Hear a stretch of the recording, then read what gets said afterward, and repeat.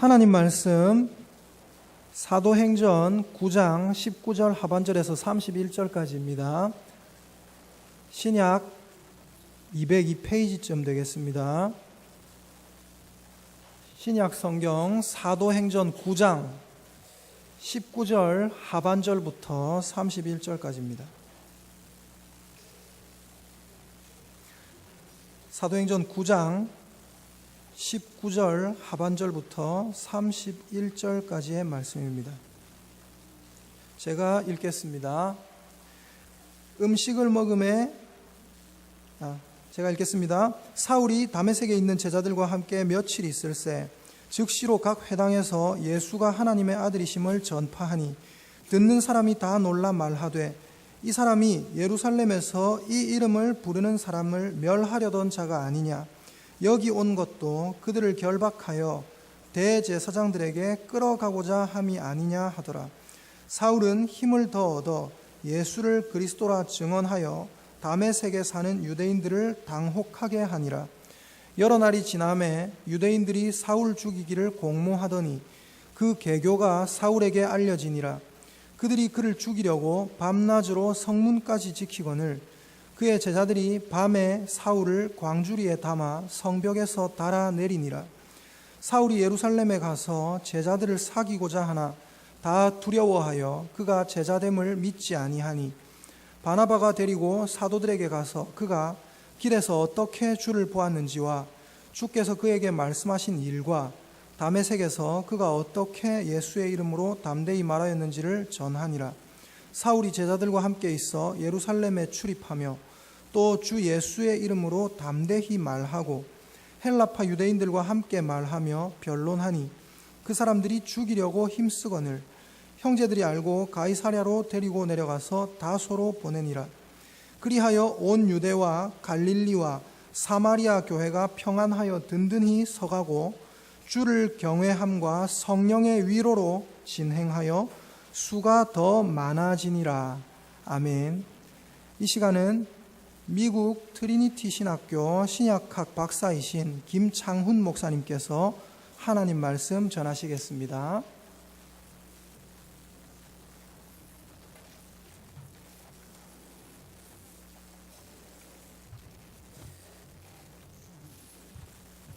할렐루야.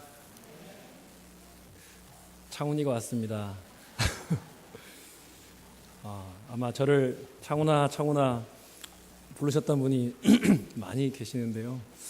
이런 분들 앞에서 제가 설교를 하는 게 참 긴장이 더 많이 됩니다. 특별히 에스더 찬양대 오늘 찬양 너무 감사합니다. 제가 이분들 30대, 40대 초반일 때 거의 뵌 것 같습니다. 처음. 근데 여전히 아름다우신 모습으로 두려워 말라 찬양해 주셔서 너무 큰 은혜 받았습니다. 감사합니다.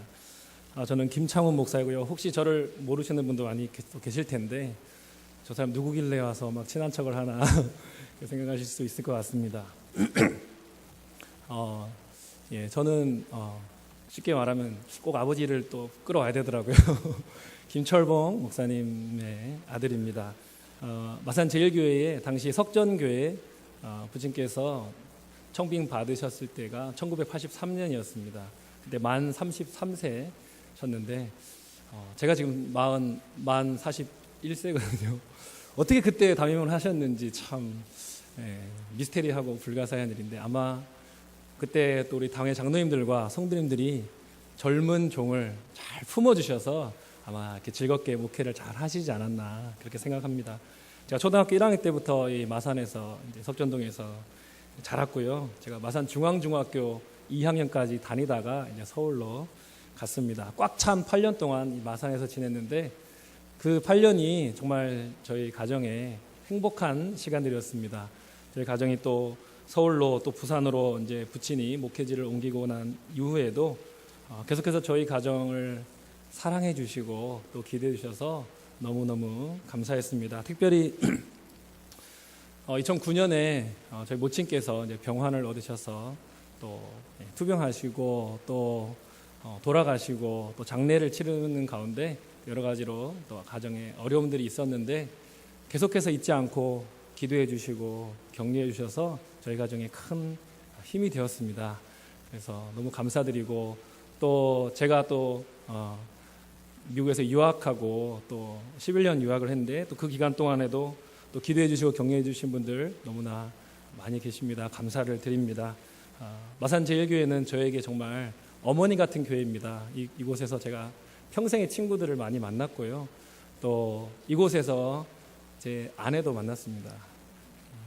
제가 어떻게 이 교회를 잃을 수 있겠습니까? 올 때마다 너무나 마음이 편하고 정말 어머니 품에 쏙 들어온 것 같은 그러한 편안함을 느낍니다. 너무 감사드리고 저희 가정이 이제 또 앞으로 또 사역지와 앞으로 진로를 위해서 기도하고 있는데 함께 기도해 주시면 감사하겠습니다. 함께 기도하고 말씀을 나누도록 하겠습니다.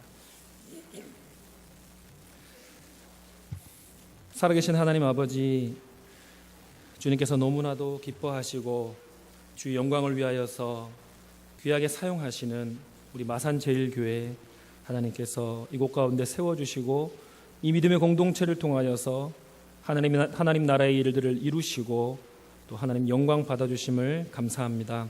부족한 자가 또 하나님 말씀을 나누고자 하는데 주의 성령께서 각 사람 마음에 역사하여 주시고 진리를 깨닫게 하시고 그 진리로 자유케 하시고 그 진리를 위해 헌신하는 마음 주셔서 그 진리로 인하여서 주님께서 주시는 풍성한 은혜와 복과 변화를 경험하는 이 시간 되게 하여 주시옵소서.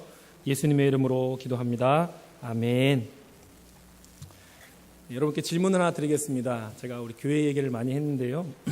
여러분, 교회라는 단어를 들으실 때에 어떤 이미지가 떠오르십니까? 저는 교회라는 말을 들으면 여러 가지 좋은 아름다운 추억들이 많이 떠오르는데요.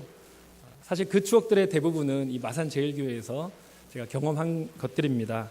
제가 교회라는 말을 들을 때 떠오르는 첫 번째 이미지는 어두운 새벽에 어머님들이 예배당 마룻바닥에 탁 엎드려서 하나님 앞에 울부짖으며 기도하시던 모습, 저는 그 모습이 많이 떠오릅니다.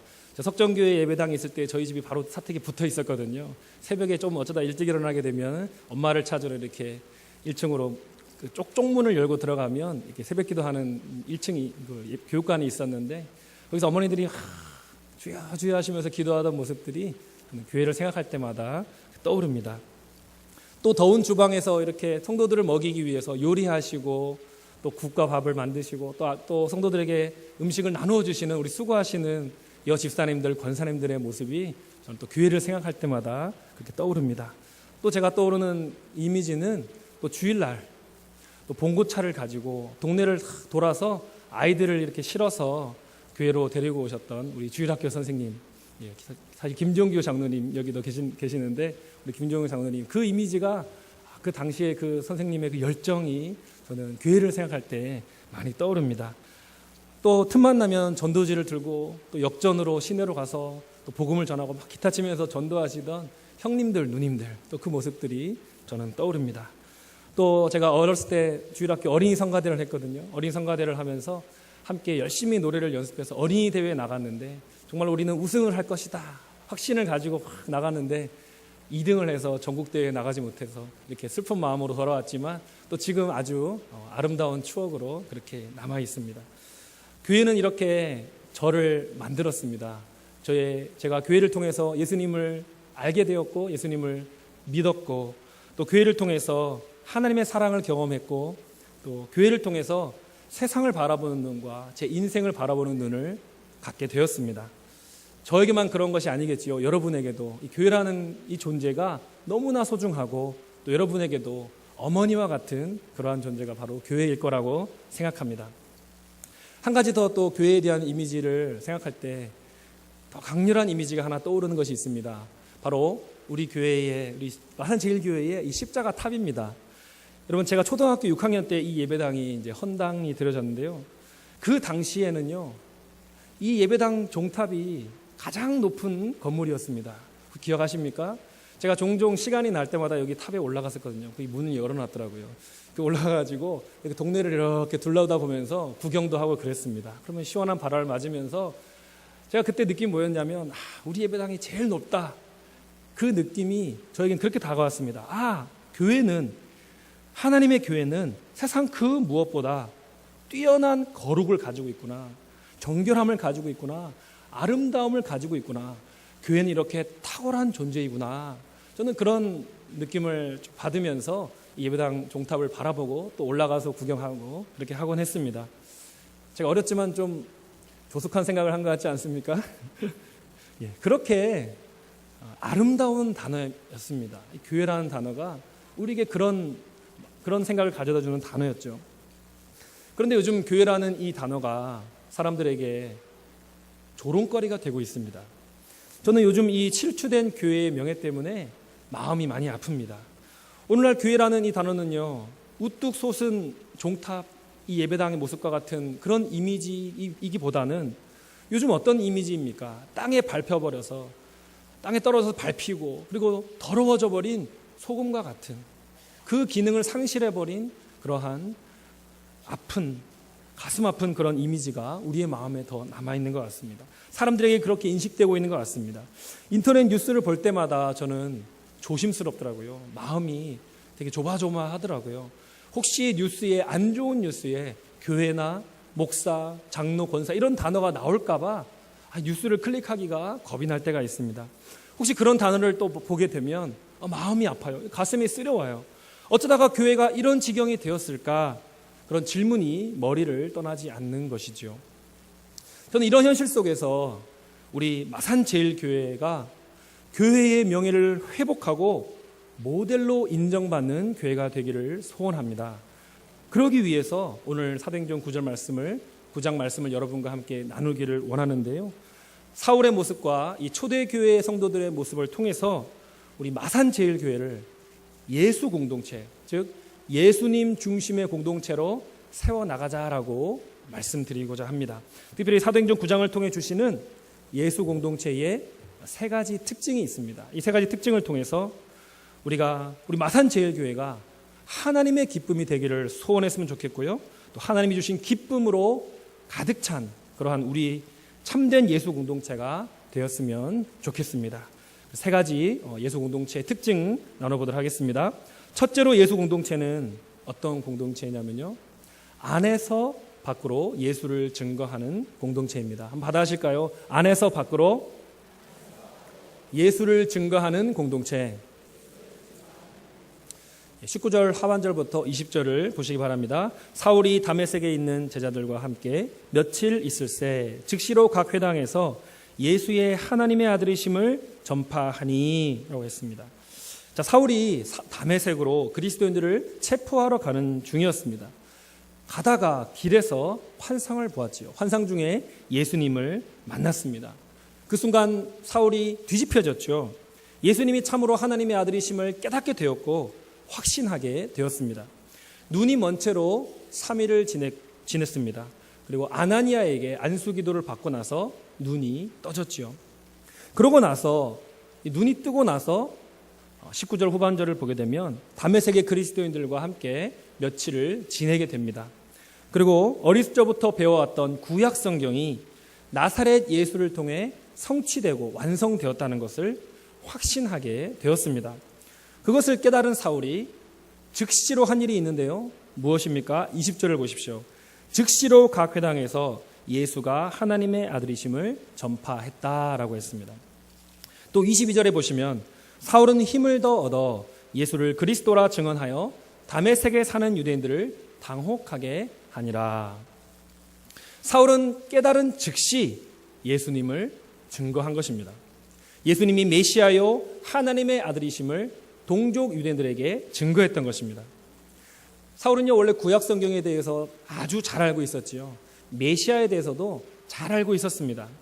그래서 예수님을 딱 인격적으로 만나고 나니까, 그리고 예수님의 삶과 십자가와 부활에 대해서 다메섹의 그리스도인들에게 며칠 동안 배우고 나니까 자기가 이미 알고 있던 구약의 메시아에 대한 그러한 성경 구절들이 퍼즐이 맞춰지듯이 다 연결이 된 것입니다. 그리고 퍼즐이 다 맞춰지면서 딱 그림이 완성이 된 거죠. 그 구약 성경의 모든 메시아에 대한 구절들이 완성되어 보여준 사람이 누구입니까? 바로 나사렛 예수님이셨던 거죠. 창세기부터 말라기까지 구약 성경이 예언하고 약속한 하나님의 아들 메시아가 바로 예수님이라는 것을 확신하게 된 것입니다. 그래서 확신한 즉시 그가 동족 유대인들이 모여있는 회당으로 뛰어갔던 것입니다. 자기의 과거의 모습이 떠올랐기 때문이죠. 과거의 나처럼 구약 성경은 잘 알지만 예수님 없는 구약 지식에 만족하면서 살았던 그들에게 구약 성경을 정말로 잘 이해하면 누구를 보여주는가? 바로 예수님을 보여준다. 이것을 알려주기 위해서, 그래서 영생을 그들이 얻기를 바랬기 때문에 사랑하는 마음으로 즉시 동족에게 달려갔던 것입니다. 그런데 예수님을 증거한다라는 것은 무슨 의미일까요? 예수님을 증거하는 것은 두 가지를 증거하는 것입니다. 바로 예수님이 어떤 분이신가와 두 번째로는 그 예수님을 내가 만났다라고 증거하는 것입니다. 자, 예수님은 어떤 분이십니까? 예수님은 메시아이시죠. 그리스도이십니다. 우주를 창조하시고 다스리는 신이 한 분 계십니다. 유일한 신 계십니다. 여호와 하나님이십니다. 그분이 아브라함과 그의 후손인 이스라엘을 통해서 자신을 계시하셨습니다. 잘 나타내 보이셨습니다. 자신을. 그리고 전 인류의 구원 계획을 이스라엘과의 관계 속에서 여러 가지 계시로 보여주셨습니다. 출애굽과 성막과 제사와 율법과 구약 성경을 통해서 내가 이스라엘을 구원하고 또 온 세계 만민도 다 구원할 것이라는 것을 알려주시면서 그 구원을 위해서 한 사람을 보낼 것인데 메시아를 보낼 것이다 라고 말씀하신 거죠. 한 존재를 보낼 것인데 그 약속과 그 예언대로 이 땅에 오셔서 그 구약의 약속과 예언을 성취하시고 십자가에 죽으시고 부활하신 승천하신 메시아 누구십니까? 바로 예수님이신 거죠. 여러분, 우리가 이것을 어떻게 알았습니까? 성경을 통해 알았죠. 저와 여러분이 이 성경 말씀을 통해서 우리가 하나님이 계시하신 그 메시아가 바로 예수님이라는 것을 알게 되었습니다. 그런데 어떻게 믿었나요? 여러분, 성경을 자세히 보시면 사실 참 믿기 어려운 내용 아닙니까? 이성적으로는 받아들이기가 쉽지 않은 내용이지 않습니까? 그런데도 성령님께서 우리가 성경을 읽을 때에 우리 마음에 역사하셔서 우리가 성경을 믿을 수가 있게 된 것이죠. 우리가 예수님을 인격적으로 만나게 된 것입니다. 참 믿기 어려운 내용인데 2000년 교회 역사 가운데 전 세계의 수많은 사람들이 성경을 읽다가 설교를 듣다가 이 구약의 약속과 예언이 예수님 안에서 완벽하게 성취된 것을 깨닫고 그분을 믿게 된 것입니다. 그분의 나라와 그분의 영광을 위해서 자기의 삶을 드리고 바쳤던 것입니다. 예수 그리스도께 모든 인류의 구원과 행복과 영생이 있음을 깨닫고 확신하였던 것입니다. 그분께 그들의 삶을 드리고 그분의 나라를 위해서 자기의 인생을 던졌던 것입니다. 성경에 있는 객관적인 정보를 아는 것으로 그쳐서는 안 되지요. 우리도 사울처럼 예수님을 만나야 하는 것입니다. 만남을 통해서 예수님이 하나님의 아들이시며 인류의 구원자이심을 확신해야 하는 것이죠. 그리고 확신을 가져야 우리가 담대하게 나아가서 증거할 수가 있는 것입니다.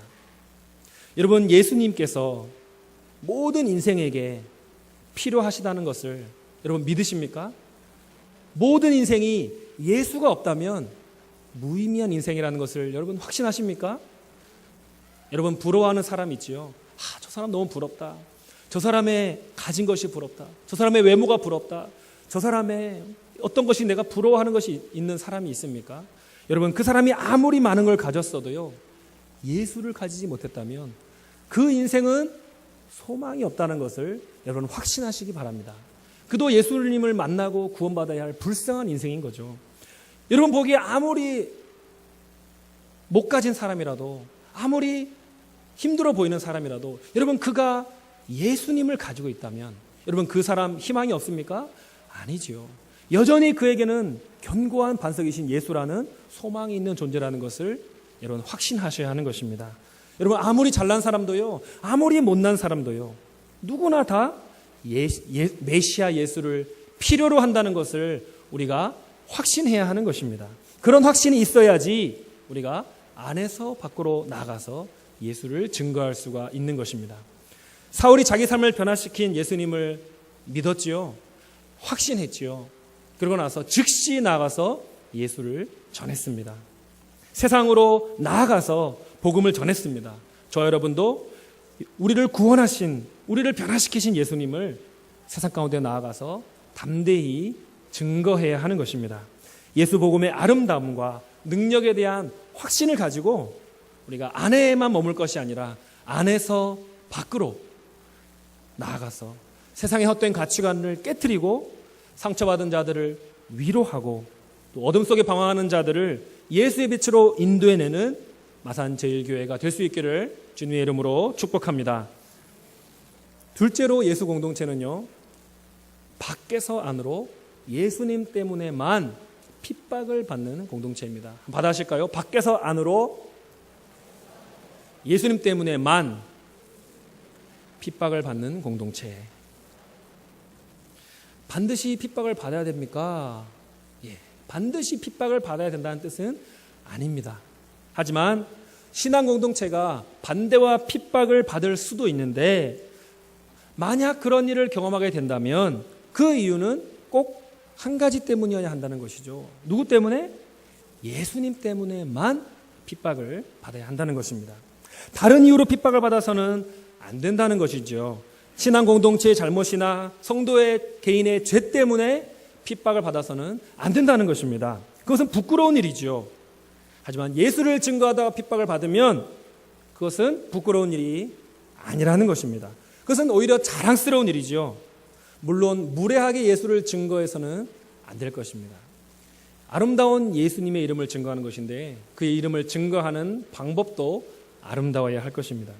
22절을 보시면요, 사울이 예수 그리스도를 증언했다라고 기록하고 있습니다. 이 증언했다라는 말은요, 증명했다라고도 번역할 수 있습니다. prove 했다는 것입니다. 구약 성경에 나오는 메시아에 대한 예언과 약속이 예수님의 탄생과 사역과 죽음과 부활로 성취되었음을 바울이 증명한 것입니다. 그랬더니 다메섹의 유대인들의 반응이 무엇이었습니까? 22절에 유대인들을 당혹해 했다라고 하죠. 사울이 구약과 예수님을 완벽하게 연결해서 증명을 해버리니까요, 유대인들이 할 말이 없어진 것입니다. 당혹감을 느꼈던 것입니다. 당혹한 유대인들이 이제 사울을 죽이기로 결의하죠. 23절과 24절입니다. 여러 날이 지남에 유대인들이 사울 죽이기를 공모하더니 그 계교가 사울에게 알려지니라. 저희가 그를 죽이려고 밤낮으로 성문까지 지키거늘. 다메섹의 유대인들이 사울을 죽이려고 했습니다. 그리고 예루살렘의 유대인들도 마찬가지였습니다. 29절입니다. 그 사람들이, 즉 예루살렘의 유대인들이 사울을 죽이려고 힘쓰거늘. 왜 유대인들이 사울을 죽이려고 했을까요? 유대교를 배신한 자라서 그렇죠. 그것도 분명히 이유가 됩니다. 하지만 더 정확하게는 유대교의 세계관에 도전을 했기 때문입니다. 유대인들도 메시아를 기다렸지만 그 메시아를 힘과 권세를 가진 정치적인 메시아, 군사적인 메시아로 믿었거든요. 우리를 로마에서 해방시켜줄 힘을 가진 메시아를 기다린다. 그들이 그렇게 유대인들을 기다렸다는 것입니다. 하지만 그리스도인들은 뭐라고 얘기했습니까? 힘없이 십자가에서 죽은 갈릴리 나사렛의 출신의 예수가 메시아다. 그 말을 들었을 때 유대인들은 우리가 믿는 메시아에 대한 모독이다, 도전이다, 그렇게 받아들였던 것입니다. 또 대부분의 유대인들은요, 메시아가 신적인 존재라고 생각하지 않았습니다. 탁월한 리더, 인간이라고는 생각했지만 하나님의 아들이라고는 유대인들은 생각하지 않았어요. 그러나 그리스도인들은, 사울은 예수님이 메시아일 뿐만 아니라 신적인 존재, 하나님의 아들이라고 믿고 선포했던 것이죠. 그러자 여호와만을 유일신으로 믿는 유대인들은 자기들이 믿는 세계관에 도전을 하니까 그 사울을 위험인물로 여기게 되었던 것입니다. 유대교 신앙을 혼란스럽게 하는 이단으로 사울을 정죄했던 것입니다. 그래서 위기감과 당혹감을 느꼈고 사울을 핍박하고 죽이려고 했던 것이죠. 사도행전을 보면요, 사울 외에도 많은 초대교회 성도들이 유대인들에게 핍박을 받았습니다. 초대교회 성도들은 예수님이 누구신지를 정확하게 알고 고백했고 그들의 고백이 설사 주류 세계관과 주류 가치와 맞지 아니할지라도 두려워하지 않았죠. 오히려 성령님이 그들에게 부어주신 열정을 가지고 용기를 가지고 예수 중심의 세계관을 담대하게 선포했던 것입니다. 다수가 부정하더라도 소수만 믿더라도 성경과 예수 그리스도만이 진리임을 확신했기 때문입니다. 미국 캘리포니아에 세크라멘토라고 하는 도시가 있는데요. 그 도시에 가면 시온 장로교회라고 하는 한인교회가 있습니다. 이 교회가요, PCUSA 교단 소속인데요. 그런데 이 교단이요, 몇 년 전에 총회에서 이 교단 자체에서 동성애자에게도 목사 안수를 주기로 결의를 하였습니다. 그러자 많은 한인교회들이 충격을 받았습니다. 이 시온 장로교회 성도들도 큰 충격을 받았는데요. 목사님과 성도들이 공동회를 열었습니다. 그리고 교단을 떠나는 것에 대해서 절대 다수의 이제 의견이 모아지고 있었습니다. 그런데 문제가 한 가지 생겼습니다. PCUSA 교단은요, 모든 예배당이 교단의 소유로 되어 있습니다. 우리 고신도 이렇게 유지재단에 등록을 하지 않습니까? 그런 것처럼 이 교단에 다 소유가 되어 있는 거예요. 그렇기 때문에 교단을 떠나려면 예배당과 땅을 포기하고 떠나야 되는 거죠. 약 300만 달러, 즉 33억 원의 가치의 건물과 땅을 포기하지 않고서는 떠날 수가 없었던 것이죠. 자, 이 교회가 어떻게 했을까요? 그 교단을 떠났을까요? 안 떠났을까요? 떠났습니다. 300명의 교인들이 공동회를 열어서 우리가 성경적 가치를 지키기 위해서 예배당 건물과 땅을 포기하자 결정을 하였습니다. 결국 이 교회는요, 예배당을 나와서 미국 교회 예배당을 빌려서 예배를 드리고 있습니다. 여러분, 만약 여러분이 이 아름다운 예배당 그리고 교육관 어느 날 갑자기 떠나야 된다면, 다 포기하고 떠나야 된다면 여러분 얼마나 마음이 아프시겠습니까? 상상하기도 싫은 일이죠. 이분들도 정든 예배당을 떠나는데 여러분 얼마나 마음이 아팠을까요? 얼마나 또 불편하겠습니까? 남의 예배당 빌려서 예배드려야 되는데, 또 추억이 깃든 예배당 얼마나 그립겠습니까? 얼마나 또 재정적인 손해가 큽니까? 하지만 이 교회는요, 시온 장로교회는 말씀에 순종하기 위해서 재정을 포기했고 편리함을 포기했고 익숙함을 포기했던 것입니다. 제가 이 교회 이야기를 듣고 얼마나 큰 도전을 받았는지 모릅니다. 참으로 예수 공동체는 이러해야 한다는 거죠. 예수님을 위해서 핍박과 손해와 불편함을 감당하는 공동체가 되어야 한다는 것입니다. 예수님이 바로 진리를 위해서 고난당하셨기 때문이지요. 또 초대교회 성도들과 2000년 기독교 역사에 수많은 성도들이 진리와 성경적 가치를 지키기 위해 핍박을 당했기 때문입니다. 오늘날 어떤 교회와 어떤 성도들은 왜 고난을 당합니까? 왜 핍박을 받습니까? 자기의 죄 때문에, 자신들의 수준 낮은 윤리 때문에, 이기심 때문에, 또 때로는 교회가 권력을 휘두르기 때문에 비난을 받습니다. 참으로 가슴 아픈 일이죠. 또 최근에 어떤 육군 대장님의 부인이 무리를 일으킨 뉴스가 나오지 않았습니까?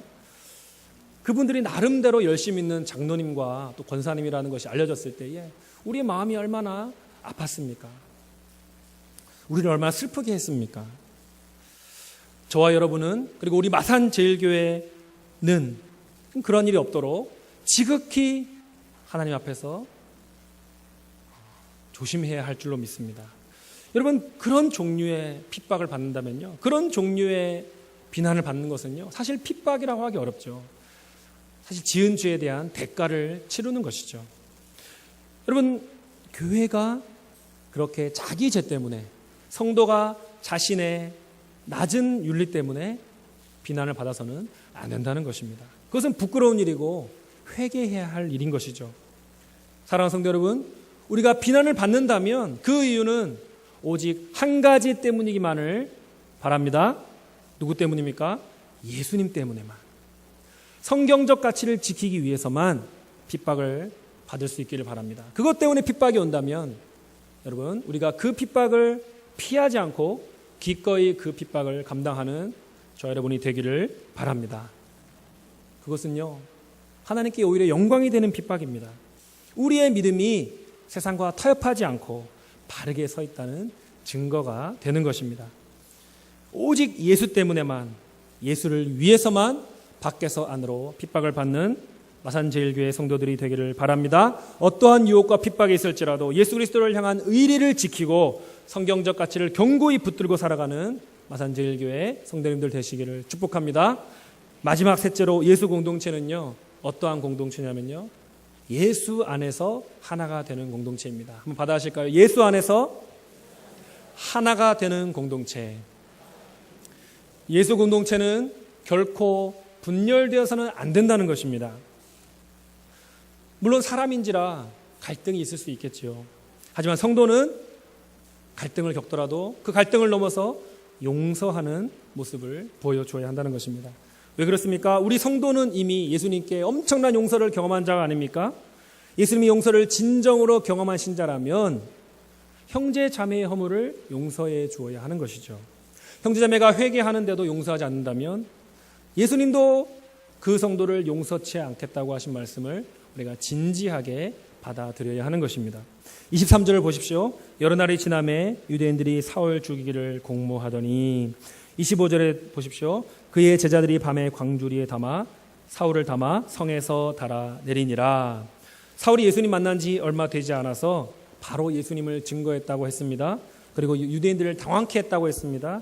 그리고 바로 핍박에 직면했습니다. 그때에 사울의 제자들이 그를 보호하고 도피시켰습니다. 여러분, 그런데요, 사울의 제자가 벌써 있다고 합니다. 이 본문을 한번 보십시오. 신기하지 않습니까? 벌써 사울이 제자를 낳았습니다. 사울은요, 원래 유대교회에 대해서 엄청난 열정을, 지식을 또 가지고 있던 사람이기 때문에 유대교회에 쏟았던 그 열정을 그대로 예수가 메시아임을 증거하는데 쏟아부었습니다. 그래서 사울은요, 짧은 시간에 벌써 제자들이 있었는데요, 그 제자들이 두 그룹으로 나눠져 있었던 것 같습니다. 두 그룹으로 구성되어 있던 것 같아요. 첫째 그룹은요, 이미 예수 믿던 사람들, 이미 예수 믿던 다메섹의 성도들 중에서 사울을 통해 더 성경을 깊이 알고 예수님 만난 사람들. 그리고 두 번째 그룹은요, 예수 안 믿던 유대인들 중에서 사울을 통해 예수님 믿고 돌아온 사람들. 이 두 그룹이 사울의 제자들이었던 것 같습니다. 그런데 여러분, 첫 번째 그룹 생각해 보십시오. 이미 예수를 믿던 다메섹의 성도들. 여러분, 그 사람들을 생각해 보십시오. 다메섹에 있던 그 성도들, 본래 사울에 대해서 어떤 마음을 가지고 있던 사람들이었습니까? 사울을 원래 무서워하던 사람들이었습니다.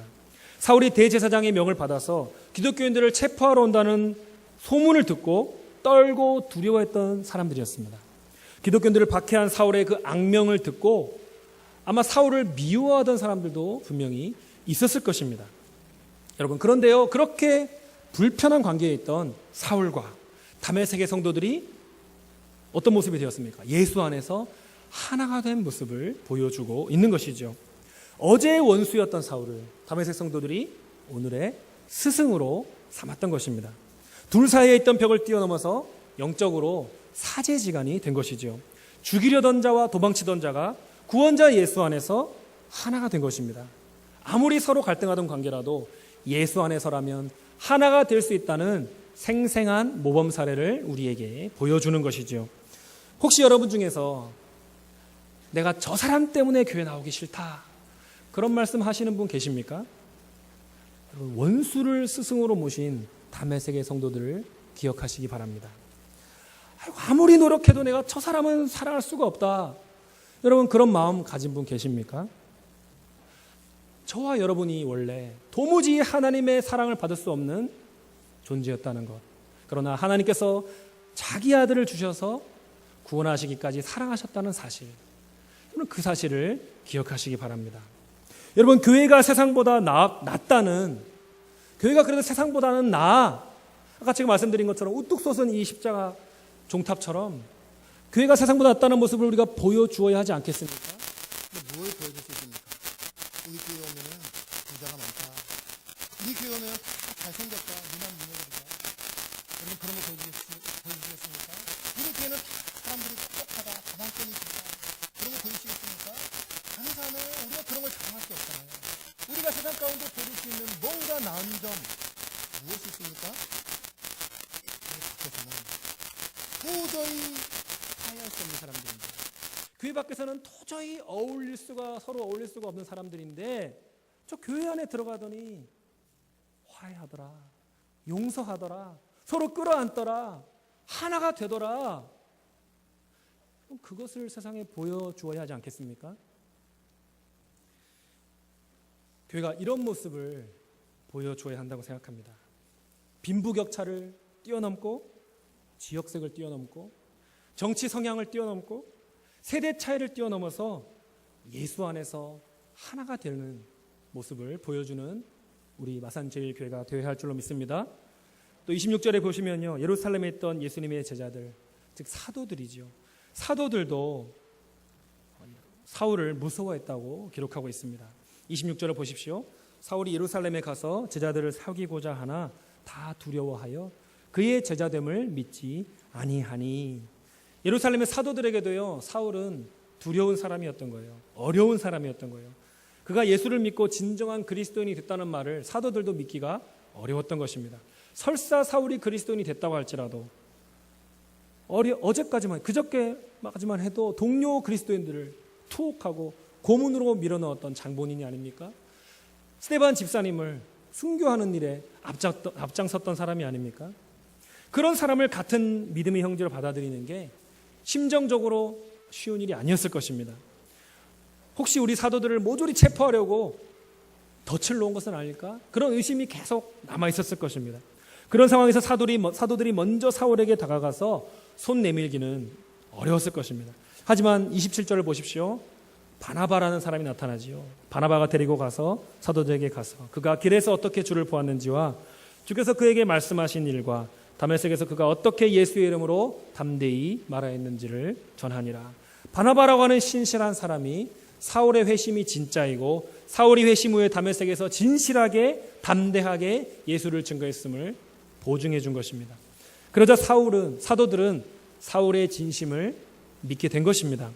그래서 28절에 사울이 지자들과 함께 있어 예루살렘에 출입하며 바나바의 노력을 통해서 사도들과 사울의 사이의 오해가 풀리게 된 것입니다. 만남이 주선되었죠. 대화가 이루어진 것입니다. 사울의 순수하고 열정적인 믿음을 사도들이 인정하게 된 것입니다. 사도들이 마음의 문을 열고 사울과 사도들이 복음과 교회를 위해 함께 땀 흘리는 동력자가 된 것이죠. 우리는 바나바를 통해서 새로운 멤버가 교회에 소개되고 또 정착하는 좋은 모델을 보게 됩니다. 여러분, 새 가족이 교회에 처음 왔을 때에 정착하지 못한다면 그 이유가 무엇일까요? 공동체가 자기를 환영하지 않는다는 느낌을 받았기 때문이죠. 나에 대해 무관심하구나, 아니면 나에 대해 텃세를 부리는구나, 그런 느낌을 받을 때에 교회에 정착할 수가 없는 것입니다. 하지만 새로운 사람이 마산제일교회를 방문했을 때에 여러분 중에 최소한 한 사람만이라도 그를 진심으로 환영해 주면요, 그 사람은 공동체에 정착할 수 있다는 것을 여러분 기억해야 하는 것입니다. 물론 마산제일교회는요, 아주 탁월한 새가족팀이 있다는 것을 제가 눈치를 챘습니다. 이거 본당에 올라가다 보니까요, 사진을 탁 정리해가지고 누가 누구를 탁 케어해야 되는지가 정리가 탁 돼 있더라고요. 새가족팀들이 아주 사역을 잘하고 계신다고 생각됩니다. 하지만 사실은 새가족팀원만이 아니라 모든 성도들이 새가족팀원이 되어야 하는 것이죠. 새가족들이 금방 마산제일교회를 내 교회처럼 편안하게 느끼고 정착할 수 있도록 도와야 하는 것입니다. 여러분, 새 교회에 정착하는 것이 얼마나 힘든 일인지 모릅니다. 여러분들 교회를 한번 옮겨보지 못한 분이라면 교회를 옮겼을 때에 새롭게 그 교회 안으로 들어간다는 것이 정말 어려운 일입니다. 저도 시카고에서 유학을 할 때에 A 교회를 섬기다가 이제 B 교회로 이렇게 옮겨본 적이 있는데요. 잠깐 이제 공부에 집중하기 위해서 사역을 쉬면서 이렇게 교회를 옮긴 적이 있는데, 제가 목사 아닙니까? 근데 새 교회 가는데 이 교회가 너무 불편한 거예요. 내 교회라는 생각이 들기가 시간이 오래 걸리더라고요. 저 혼자 옮긴 것도 아니고 저희 가족이 다 옮겼음에도 불구하고 정말로 편안하고 내 교회로 느껴지기까지는 시간이 많이 걸렸습니다. 낯설고 불편하고 이방인 같은 느낌이 몇 달은 들었습니다. 그때 든 생각이, 목사도 이렇게 새 교회에 적응하기 힘든데 만약에 예수 안 믿는 분이 이 교회에 처음 와서 예수 믿게 되고 그 교회에 적응하게 되고 그 교회에 정착하게 되는 것은, 이것은 거의 기적에 가까운 일이 아닌가라는 생각이 들었습니다. 정말로 하나님의 은혜가 아니면 그것은 정말 있을 수 없는 일이구나라는 생각이 들었습니다. 여러분, 특별히 새가족 정착을 위해서는요, 올드 멤버들의 역할이 중요합니다.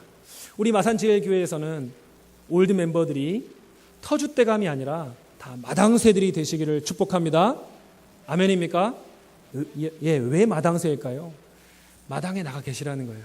마당에 다 나가 계시다가 못 보던 얼굴이었다 싶으면 손을 잡고 끌어서 이 예배당으로 들어와 주시고 인도해 주시고 사람들에게 소개해 주시고 특별히 이렇게 좀 줄을 밥줄에 이렇게 좀 세치기를 시키셔서 다 이렇게 밥도 잘 챙겨 주시고 또 떡이나 이 맛있는 것들이 나오면 잘 챙겨 주시고 그 선물도 주시고 그렇게 여러분들께서 새로운 가족들에게 관심과 사랑을 쏟아 주실 때에 마산제일교회는 새 가족이 100% 정착할 수 있는 교회가 될 수 있는 것입니다. 여러분이 지금 정착을 도운 그 성도가 아이고 믿음이 언제 자라겠나 그런 생각이 들 수 있을지 모르지만 여러분이 사울만 우리가 보더라도 얼마나 급속도로 믿음이 자랐습니까? 그래서 얼마나 금방 하나님 나라와 교회를 위한 일꾼이 되었습니까? 여러분이 섬긴 그 성도도 금방 그 믿음이 자라나서 하나님 나라와 교회를 위해서 귀하게 쓰임받는 일꾼이 될 수가 있는 것이죠. 또 오늘 본문을 보니까요, 예수 안에서 하나가 된다는 것은 서로를 지켜준다는 것을 의미합니다. 여러분, 사울이 위험에 빠졌습니다. 여러 가지 핍박을 당하고 어려움에 빠졌을 때에 성도들이 사울을 홀로 버려두지 않았습니다. 그를 돌봐주고 지켜주었습니다. 25절을 보니까요, 사울이 유대인들에게 핍박을 받자 다메섹의 성도들이 그를 광주리에 담아서 성에서 도피시켰습니다. 30절을 보니까요, 예루살렘에서도 사울이 위협을 당하게 되자 성도들이 그를 다소로 피신시켰습니다. 공동체의 성도들이 사울을 위험에서 지켜주었습니다. 성도들이 사울을 물리적인 위협에서 보호해 주었습니다. 이러한 모습은요, 예수 안에서 하나 되는 공동체는요, 성도가 성도를 서로 지켜주고 서로 영적인 위협에서, 물리적인 위협에서 서로를 지켜주고 보호해주고 세워주어야 한다는 의미입니다. 여러분, 신앙생활은요, 결코 혼자서 할 수 없습니다. 신앙생활은요, 함께 공동체 안에서 하는 것이 신앙생활이죠. 어떤 시대든지 그리스도인들은 적대적인 세상 가운데 살게 되어 있거든요. 따라서 혼자 신앙생활을 하게 되면 핍박에 넘어질 수 있는 거죠. 유혹에 빠질 수가 있는 거죠. 열심히 씻고 나태해질 수가 있는 것입니다. 그런데도 어떤 분들은요, 나는 인터넷 설교 들으면 된다, 온라인으로 헌금하면 된다, 그렇게 혼자서 신앙생활을 할 수 있다고 생각하는 분들이 있습니다. 이런 분들을 가난한 성도라고 하는데요. 왜 가난이냐면요, 교회 나가면 사람들하고 부대껴야 되니까 번거롭다, 귀찮다, 힘들다, 그래서 나는 교회에 안 나가라고 해서 안 나가를 거꾸로 하니까 가나안 이렇게 됩니다. 그래서 이제 가나안 성도라고 이런 분들을 부르더라고요. 여러분, 그러나 가나안 성도의 삶은요, 결코 성경이 지지하는 신앙생활의 모습이 아닙니다.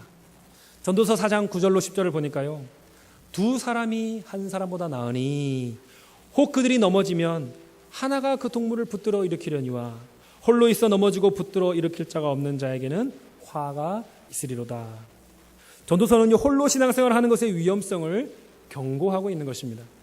또 마태복음 18장 20절을 보면요, 두세 사람이 내 이름으로 모인 곳에는 나도 그들 가운데 있느니라. 두세 사람은 무엇을 가리키냐면요, 교회 공동체를 가리키는 것입니다. 그러니까 이 말은요, 신앙생활은 꼭 교회 공동체 안에서 해야 한다는 예수님의 말씀인 것이죠. 신앙생활은 꼭 교회 안에서 함께 해야 하는 것입니다. 사랑하는 성도 여러분, 서로를 지켜주시기 바랍니다. 서로를 돌봐주시기 바랍니다. 서로 다른 여러분이지만 예수 안에서 하나 되는 모습을 세상에 보여주시기를 바랍니다. 그래서 마산제일교회를 예수의 아름다운 몸된 공동체로 세우며 그 아름다움을 세상에 나타내는 저 여러분 되기를 축복합니다. 사랑하는 성도 여러분, 우리가 참된 예수 공동체가 가져야 할 세 가지 모습을 살펴보았습니다. 이것이 바로 19절로 30절의 내용인데요, 이 내용처럼 교회가 참된 예수 공동체를 이루면 하나님께 받는 복이 있습니다. 그 복이 무엇일까요? 바로 31절에 나타나 있습니다. 31절을 같이 함께 봉독하도록 하겠습니다. 31절 시작. 그리하여 유대와 갈릴리와 사마리아 교회가 평안하여 든든히 서가고 주를 경외함과 성령의 위로로 진행하여 수가 더 많아지니라. 아멘. 교회가 평안하고 든든히 서가고 주를 경외함 속에 살게 되고 성령의 위로를 받게 되고 수가 더 많아지는 복을 누리게 된다라고 말씀합니다. 참으로 놀라운 축복이죠. 사울이 예루살렘에서 이 사도들을 만난 이때를 제가 계산을 한번 해보니까요, 오순절 성령 강림 통해서 교회가 세워진 지 약 5년 정도밖에 안 되는 때더라고요. 그런데도 교회가 예수 중심의 공동체로 세워지자 예루살렘을 중심으로 유대와 갈릴리와 사마리아의 모든 교회들이 이런 평안과 든든한 토대와 주를 경외함과 성령의 위로와 수적 성장이라는 축복을 누렸던 것입니다. 물론 고난이 전혀 없었던 것은 아니지요. 12장을 보면 훗날에 사도 야고보가 순교를 당합니다. 또 베드로가 투옥되는 일이 일어납니다. 아마 예수님이 재림하시기 전까지는 교회는 계속해서 고난을 겪게 될 것입니다. 하지만 하나님은 예수 공동체가 고난 중에서도 평안을 누리게 하시지요. 신기한 평안입니다. 폭풍을 만난 배에서 예수님이 편안하게 주무셨던 것처럼 예수님이 우리의 중심에 계시면 우리도 폭풍 안에서 평안을 누리게 하시는 것입니다. 예수 공동체가 지상에 있지만 하늘의 복을 누리게 하시는 것이죠. 어려움 속에서도 평안과 성장을 경험하게 하셔서 하나님의 살아계심과 역사하심을 교회를 통해 세상 모든 사람들이 보게 하시는 것입니다. 말씀을 맺겠습니다. 우리가 살아가는 시대는 참으로 교회가 많이 아프고 힘든 시대인 것 같습니다. 마산 땅에도 아프고 힘든 교회들이 분명히 있을 것입니다. 이럴 때일수록 하나님이 우리 마산제일교회에 맡기신 역할이 무엇이겠습니까? 바로 제대로 된 예수 공동체를 세우는 것이라고 믿습니다. 성경이 제시하는 교회의 모습을 우리 시대에 실현해내는 것이라고 믿습니다. 안에서 밖으로 예수의 복음을 전파하고 밖에서 안으로 다른 이유가 아니라 예수님 때문에만 핍박을 당하고 예수 안에서 한 몸과 같이 연결되어서 서로 사랑하고 서로 용납하고 서로 섬김으로써 세상에서는 절대로 찾을 수 없는 하늘의 공동체를 이 지상에서 실현시키는 그런 마산제일교회가 되기를 축복합니다. 하나님이 마산제일교회를 마산과 한국과 전 세계 가운데 아름다운 모델이 되는 교회로 세워주실 것을 확신하고 기도하고 그것을 위해 헌신하며 나아가는 모든 성도님들이 되시기를 주님의 이름으로 축원합니다. 이 시간 다 같이 함께 말씀을 기억하면서 기도하기를 소원합니다. 반주를 좀 해주시겠습니까? 이 시간 함께 우리 기도할 때에 하나님, 이 마산 땅에서 우리 마산제일교회를 사용하여 주시옵소서. 진정한 예수 공동체가 되기를 소원하오니 예수를 전하고 예수를 높이고 예수로 하나 되는 복된 예수 공동체로 세워지는 우리 마산제일교회 되게 하여 주시옵소서. 그러한 소원을 가지고 헌신하며 나아가는 나 자신과 우리 교회 모든 권속들 되게 하여 주시옵소서라고 다 같이 함께 기도하며 나가도록 하겠습니다. 아버지 하나님, 우리 마산제일교회를 붙들어 주시옵소서.